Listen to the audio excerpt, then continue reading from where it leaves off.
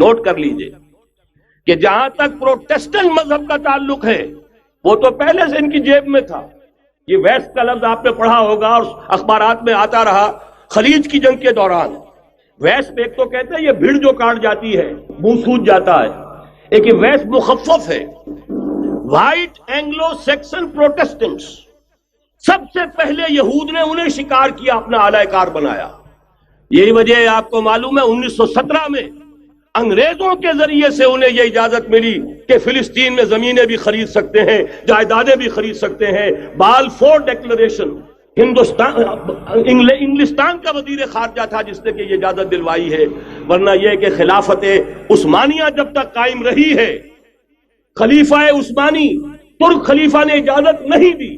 اس لیے کہ حضرت عمر رضی اللہ تعالیٰ عنہ نے، یہ بھی اب تاریخ کی ایک حقیقت بیان کر رہا ہوں جو شاید بہت سے حضرات کے علم میں نہ ہو، کہ جب یروشلم کے عیسائیوں نے سرنڈر کیا ہے یروشلم، حضرت عمر آئے ہیں، تشریف لائے ہیں مدینہ منورہ سے چارج لینے کے لیے.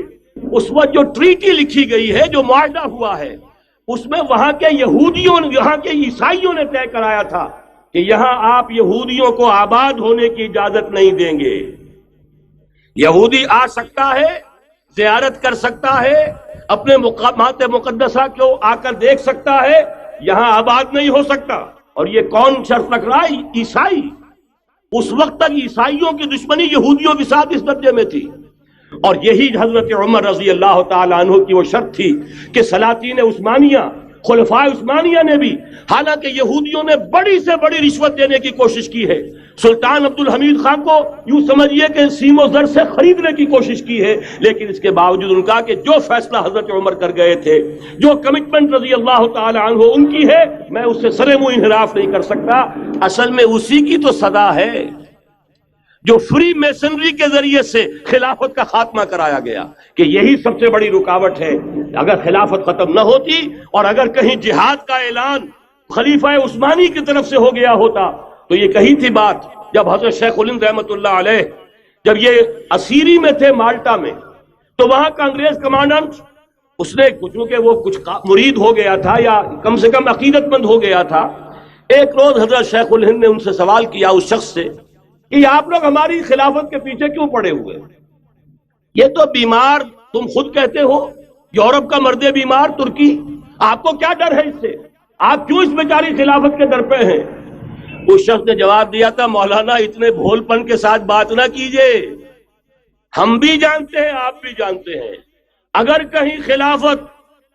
کہیں خلافت عثمانیہ کی طرف سے جہاد کا اعلان ہو گیا تو پورے عالم اسلام سے لاکھوں مسلمان اپنے سروں سے کفن باندھ کر نکل آئیں گے. آج اس گئے گزرے دور میں بھی اس کمزور اور یوں سمجھیے کہ نام نہاد خلافت کے اندر اتنی جان ہے، اتنی طاقت ہے، لہذا اس کو ختم کیا گیا. اور ختم کرایا گیا کن کے ذریعے سے؟ وہ جو مسلمان کہلاتے ہیں تھے فری میسن، مصطفیٰ کمال پاشا فری میسن، اور اس کے ذریعے سے انہوں نے سارے کام جو کروائے وہ در حقیقت اپنی سازشوں کے ذریعے سے اور مسلمانوں کو استعمال کر کے کروائے. بہرحال بات لمبی ہو رہی ہے. پہلی بات تو یہ ہے کہ وہی نقشہ اس وقت کا آج بھی ہے جہاں تک یہودیوں کا تعلق ہے، لیکن فرق یہ واقع ہو گیا کہ اس وقت عیسائی یہودیوں کے تابع نہیں تھے، بلکہ عیسائیوں اور یہودیوں کے مابین دشمنی تھی.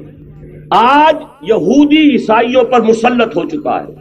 فرنگ کی رگے جاں پنجے یہود میں ہے، اور آج کے فرنگ کا لیڈر امریکہ ہے.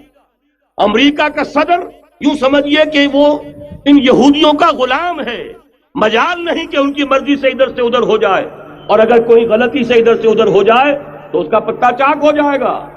آپ دیکھیے کیا حشر ہوا ہے بش کا، حالانکہ بہت بڑا ہیرو بن کر نکلا تھا گلف وار سے، لیکن ذرا سا ایک بیان دے دیا تھا کہ جو اسرائیل کو پسند نہیں آیا، تو جو الیکشن میں چاروں شانے چت ہوا ہے اس کا جو حشر ہوا ہے وہ دیکھ لیجیے.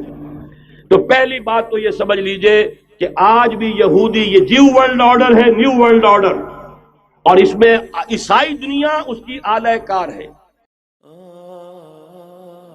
اصل دشمن نمبر 1 میرے اور آپ کے اندر موجود ہے، میرا اور آپ کا نفس، اور دوسرا خارجی دشمن سب سے بڑا یہودی.